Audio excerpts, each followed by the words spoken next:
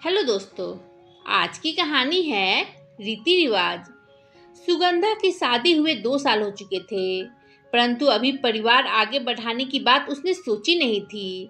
ऐसा नहीं है कि उसका मन नहीं होता था कि उसका भी एक प्यारा सा बच्चा हो, लेकिन चाह कर भी वह बच्चे के बारे में अभी नहीं सोच सकती थी।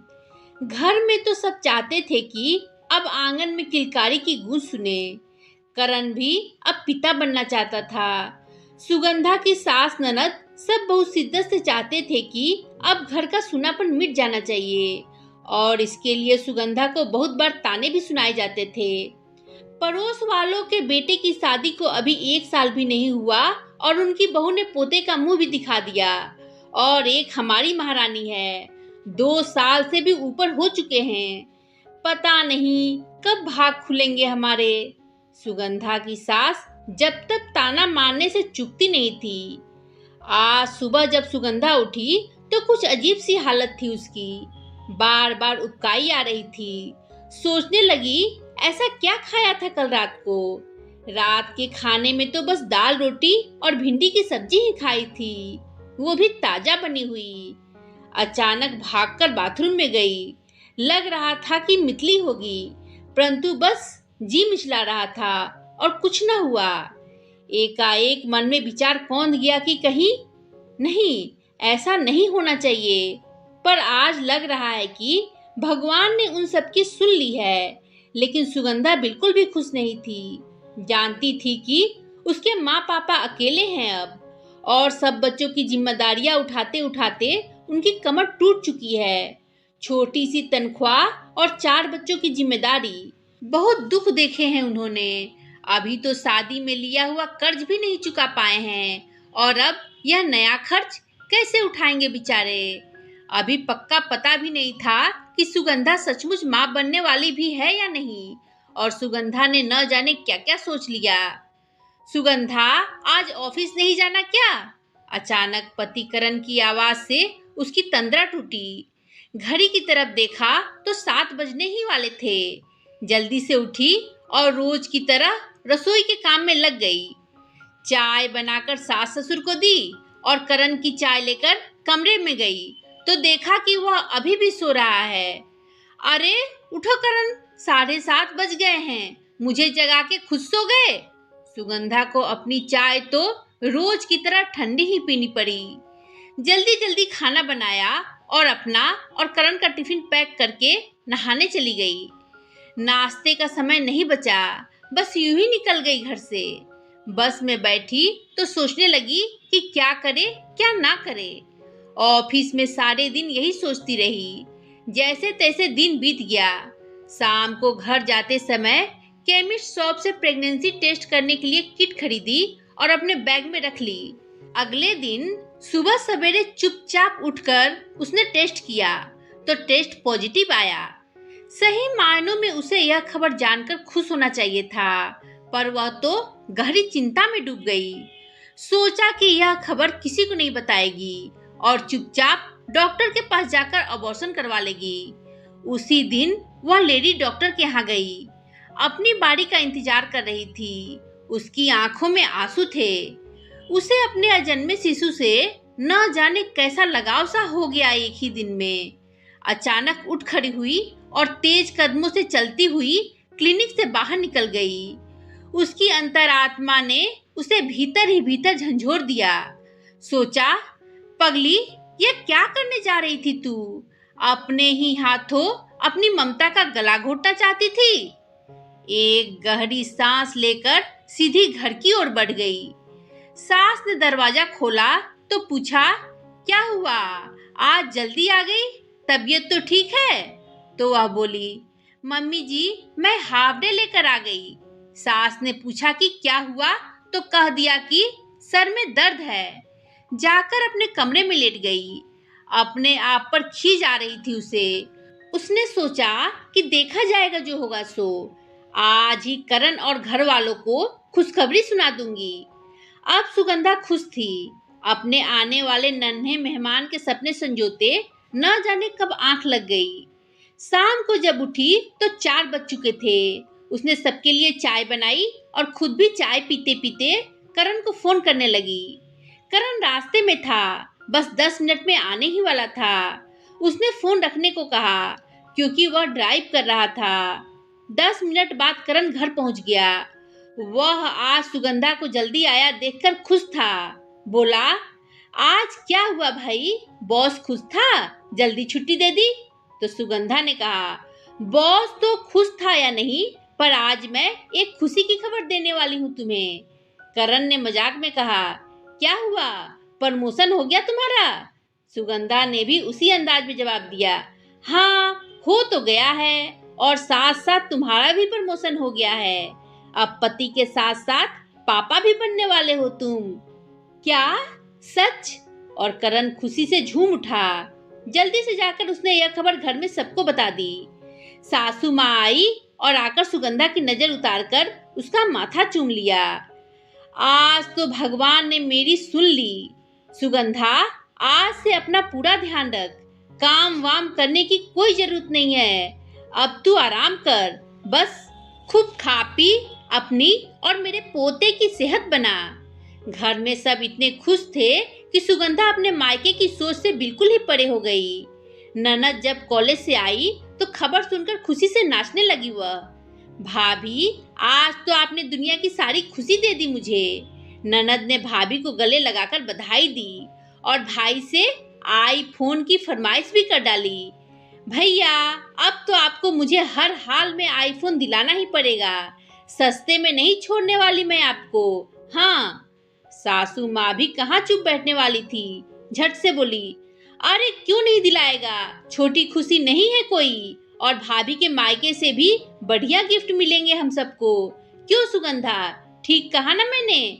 भाई पहले खुशी है हमारे घर की, कोई कसर नहीं रहनी चाहिए, कह देना अपने मम्मी पापा से। बस यही वो बातें हैं जो सुगंधा के दिल पर हथौड़े की तरह वार कर देती है। इसलिए सुगंधा डर रही थी माँ बनने की बात पर। कैसे कह सकेगी वो मम्मी पापा से यह सब?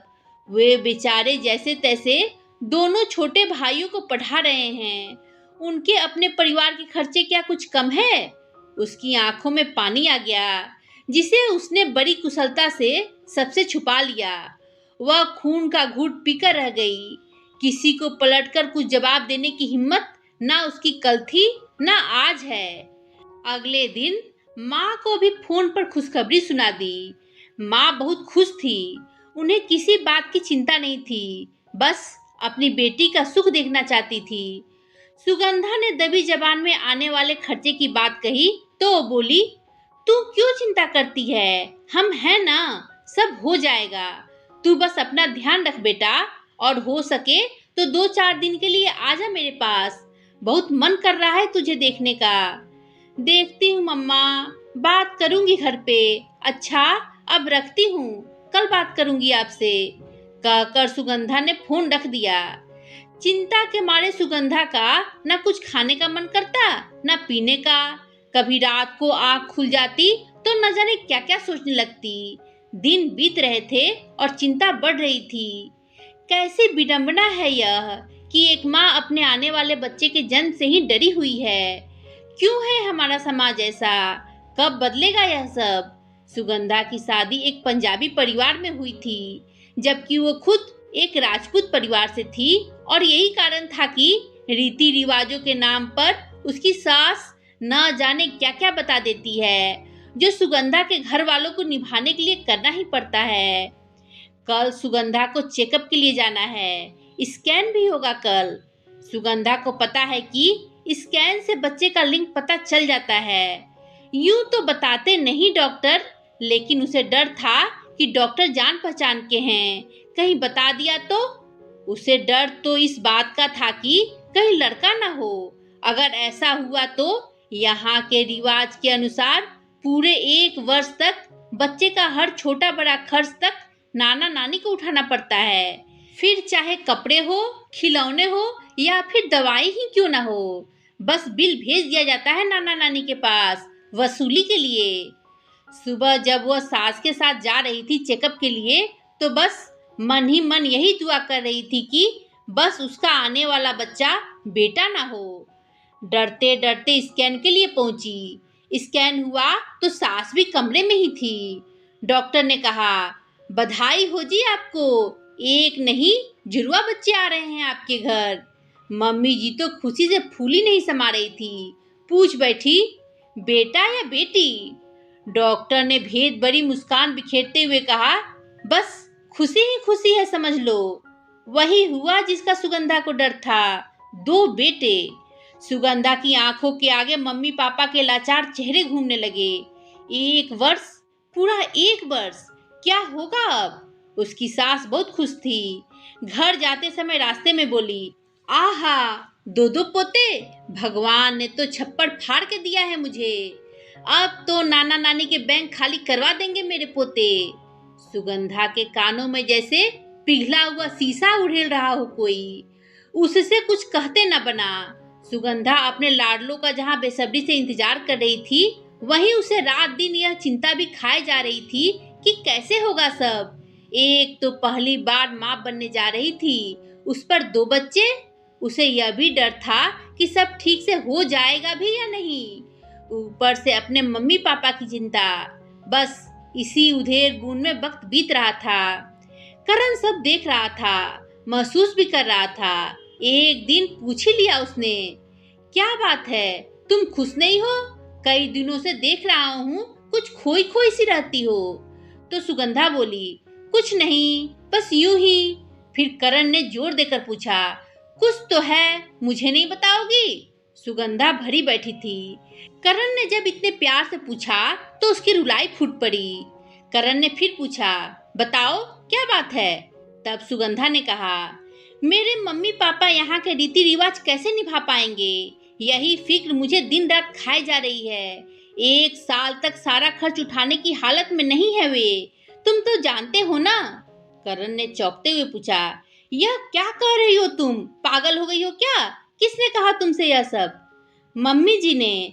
न जाने कहां से सुगंधा में इतनी हिम्मत आ गई कि वह करण से यह सब कह पाई। और करण ने बस इतना कहा, पगली, इतनी सी बात मुझे बताती तो सही। न जाने कब से इस चिंता में गली जा रही हो। तुम चिंता मत करो, मैं सब संभाल लूंगा, सबको समझा दूंगा। आखिर रीति रिवाज इंसान ने ही बनाए हैं और इंसान ही निभाता है, तो इंसान इन्हें तोड़ भी तो सकता है। करण की बात सुन सुगंधा भाव विह्वल हो गई और उसके कंधे पर सिर रख दिया। अपने पति की समझदारी पर गर्व से भर उठी सुगंधा। आज उसका सम्मान और भी बढ़ गया था सुगंधा की नजरों में। सचमुच अब समय आ गया है कि इन रूढ़ियों की जंजीरों को काट डाला जाए और तोड़ दिए जाए ऐसे रीति रिवाजों के बंधन जो इंसानों की बलि लेने पर आ जाए। तो दोस्तों, आपको ये कहानी कैसी लगी कमेंट कर बताएं। कहानी पसंद आई हो तो लाइक शेयर करें और मेरे चैनल को सब्सक्राइब कर बेल आइकन दबाना ना भूलें, जिससे कि मेरी कहानियाँ आपको लगातार मिलती रहे। धन्यवाद दोस्तों।